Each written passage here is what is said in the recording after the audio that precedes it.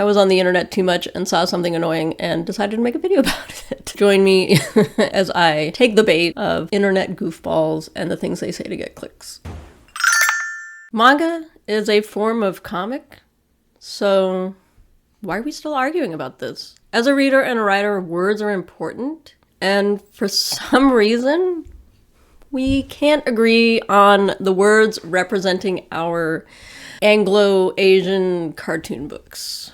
It's an odd and pervasive argument. Is it manga? Is it comics?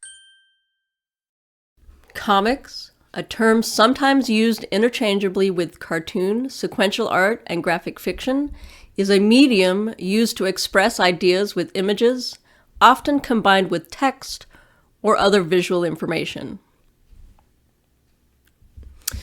The English language term comics derives from the humorous work which predominated in early American newspaper comic strips, but usage of the term has become standard for non-humorous works as well. So let's point out that terms change over time as their usage changes.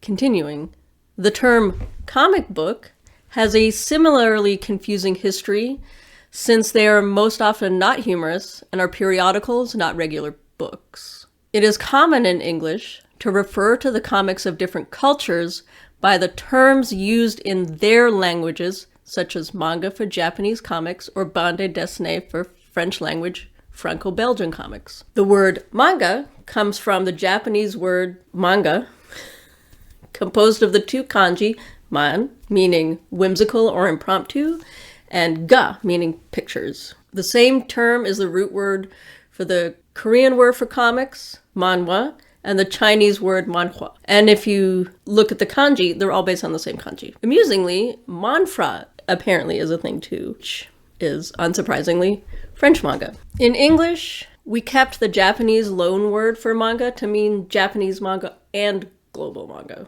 In Japan, maybe you're surprised to find out, they call American comics komiku or komiksu rather than manga, which I suppose refers to the homegrown stuff. If you go into a bookstore, the American comic section with DC and Marvel is not going to be labeled manga. I mean, that all makes sense. It just seems to get a bit fuzzy when we're talking about indie manga made here. And I honestly, yes, manga is a fruit, just like Apple is a comics. And I honestly find it frustrating when professionals or so-called professionals who know what they are doing and know what they're making argue that it's not manga, it's comics. It's disingenuous and it creates unnecessary confusion. Don't pretend that you don't know you're making manga, that it's comics just to argue and get clicks. Here in the US, manga is basically a subset of comics, a kind of comic. A fairly specific and established format of cartooning understood by readers and creators by the loan word manga. Why are we still arguing about this? The amount of arguments I see online of, no, it's comics, no, it's just comics, no, it's not manga, it's just comics. If you want to get really fussy, manga aren't comics, they're graphic novels. They don't release in single issue floppies and generally stick with the same creator. Comics change creators frequently and release in single issue floppies, generally. Okay, let me back up. This thing that kind of set me off and inspired this video this time was someone pointing out that on the live action One Piece, it says, based on the comic book entitled One Piece, created by Eiichiro Oda. Someone posted this and added, You mean manga? Crying emoji. Which I think is pretty funny and probably would think about it no further. I would see it, laugh, and then keep scrolling. But naturally, I started seeing it reposted and started reading the comments. I love the comments. The comment section is always great. My favorite part of everything. And these were your usual mix of funny and frustrating. My favorite comment being, Oh wait, they're verified. Oh, this is an engagement farming post. So I'm making a video based on an engagement farming retweet of an engagement farming post. Kill me.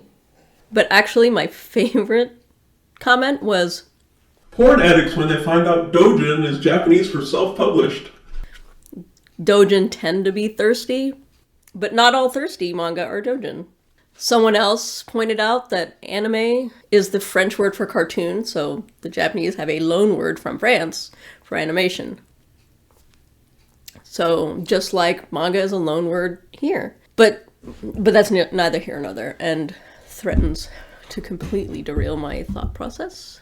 What really got me going was when the well-known White Comics quoted it, and as a known name in the Amerimanga community, what he says carries weight, whether it should or not. And whether he's joking or not, or just farming for clicks, you can't always tell in text. To be fair, I'll directly quote him. Quote, technically, they're the same thing. Soccer equals football, chai equals tea, grandma equals abuela, manwha equals comics equals manga equals manwha, etc. And, I mean, technically the Bayo Tapestry is a comic, so I guess it's the same as a manhwa webtoon.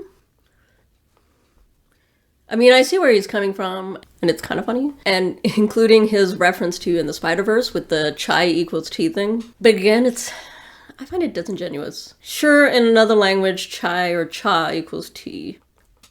But if you go into a place asking for tea, you don't necessarily ask for chai. What if you want oolong or black tea? Chai is not oolong or black tea. Chai is a specific kind of tea from a specific country.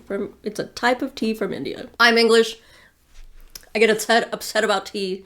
Forgive me. But the same thing with soccer. Soccer equals football. Soccer is a name for football. Football or football. But then you have American football, which is completely different. So it's a little more complicated. The one that really made me bite my lip was manhwa equals comic equals manga equals manhwa, which is just absolutely not true. It's just fundamentally not true. From the English-speaking perspective, manhwa, manga, manhwa, and webtoon, etc. are all a form of comic. They're not all a form of manhwa. Maybe from Korea they might be. I decided to look everything up. I know this is petty, but we're here to be petty. Tea. Let's start with tea, because I'm English and we're all about it. I think half our blood is tea, half of it is gin. That's why we're so pale. Anyway, chai. Chai is the Indian word for tea, derived from the Chinese word cha, basically. So people get fussy about saying chai tea because it's like saying tea. Also petty. What most people mean when they say chai is known as masala chai, a mixed spice tea made of black tea and milk, water sweetened with sugar, served with biscuits. Wait, isn't this just English tea? Wait a minute. That's not what I was expecting to read, actually. Wikipedia talks about how masala chai is traditionally made. And I remember being a child and my step-grandmother actually made tea this way. Instead of what most people do, especially in England, is you have your teapot in your kettle and you put your loose leaf tea in your teapot and you fill your water and you let it steep, and then you put your milk and sugar in first, because Victorian chai needs to be really delicate. And then add your tea. Or if you're a heathen like me, just dump in a bag into your mug and pour in your hot water and then your tea and no sugar. But chai specifically is half a cup of water with half a cup of milk in a pot. Sugar, ginger, and then a masala, a mixture. Usually ginger, cardamom, lemongrass, cloves, and cinnamon. Because chai, or what we know as chai, so masala chai really is a spicy drink. Blech. I don't like it. I'm not a fan of that mixture of spices personally, but my husband loves it. More power to him. I'll take the English version of chai, which is just spiceless, because we hate flavor. So once everything is mixed, you add a teaspoon of loose black tea, take it off the heat, allow it to sit for about 10 minutes for it all to infuse, and then strain it and drink it. So that's chai. A type of tea, not all tea. See what I mean? I'm fussy about words and meaning what you say. If you say chai equals tea, Yeah, chai is a tea, but not all tea is chai, as we've already seen. And then I thought, hey, let's look up manhwa versus manga in American comics. No, let's look up manhwa and compare it to manga. I'm not going to say compare it to comics because we're living in the assumption that these are all comics. Oh, come on, give me a what is. Come on, internet, don't fail me. Urban Dictionary is incorrect as usual. I didn't get anything because I spelt it wrong like an idiot. Let's go back to our friend Wikipedia. I know it's not 100% faithful, but it's easy to access. So, manhwa is the general Korean term for comics and print cartoons. So, like us and like Japan, they have a general word. Outside Korea, it refers to South Korean comics, which are influenced by manga. Manhwa is read in the same direction as English books, which is interesting. I didn't know that. I always thought they were vertical, but they can be vertical, and that would be a subform we call webtoons. And they tend to be structured differently because they're vertical and they're scrolling. Webtoons are a form of manhwa, but not all manhwa are webtoons. Unlike manga, manhwa tends to be in color on the internet, and then black and white in printed form because print is expensive. Manhwa's art differs from manga. The characters are more realistically proportioned often, while the faces remain unrealistic. That's interesting. When we look at manhwa, the word is actually much older. It was originally an 18th century term for inkwash paintings, similar to how manga came out of little ink sketches, and then later, more currently, became associated with all Chinese comic materials. As far as the format for manhwa, it's a bit of a mixed bag depending on where it's made and who's reading it. Ones that are posted online can get a little more interesting because there's a lower bar of entry, like with all internet comics, but they're less strictly controlled by the government. Don't forget, anything published in China is very tightly controlled. Trust me, I've tried to ship artwork. You cannot ship it to China. You just can't. I ended up having to ship it to Australia, and then the buyer took the piece to Beijing. So anyway, getting distracted again. They have differences in the way they're formatted and presented. Besides the use of traditional and simplified characters, the original Chinese text is placed horizontally from mainland China and read left to right, while in Taiwan and Hong Kong, they are read vertically top to bottom and read from right to left, which is interesting. While I was thinking about this, I decided to dip back into Making Comics by Scott Mcloud. I have this in Understanding Comics, and I really think they're both a required read to anyone making comics, whether it's manga, webtoon, etc. He goes into depth about literally everything. Anything from body language to expressions to poses, character design, all kinds of stuff. And in the back of this one, he has, let's see, Understanding Manga. Okay, I'm getting distracted. In a nutshell, he talks about that it's a different experience, a different way of experiencing a comic that amplifies the sense of reader participation. So you're not just watching something play out. You're part of the story. You're experiencing the moment. And he even shows, he goes into detail about things that he found was different. Anything from more wordless panels to small real-world details and things that really draw you in. And increasingly, American comic artists are drawing on manga and incorporating it. So, a lot of stuff is changing and growing. So, continuing on.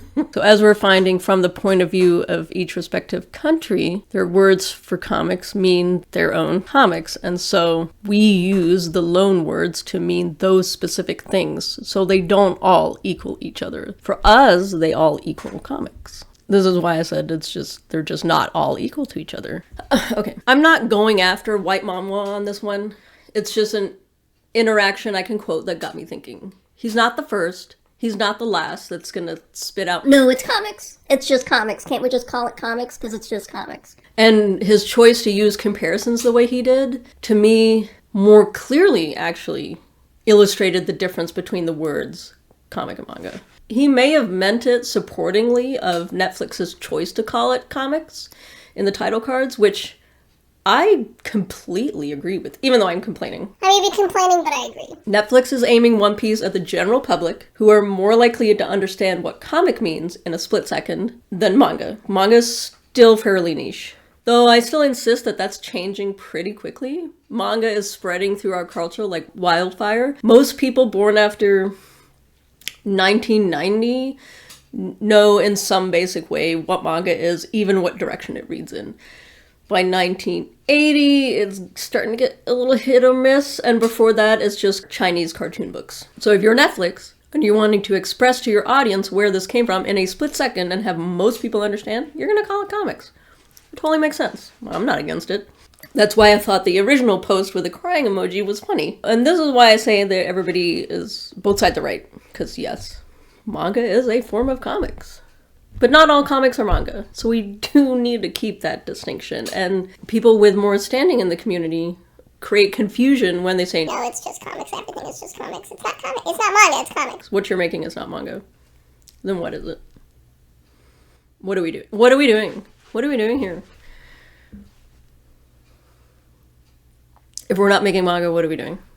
And you're gonna say, oh, well, we're making comics. Yeah, we are. We're making sequential art paired up with text.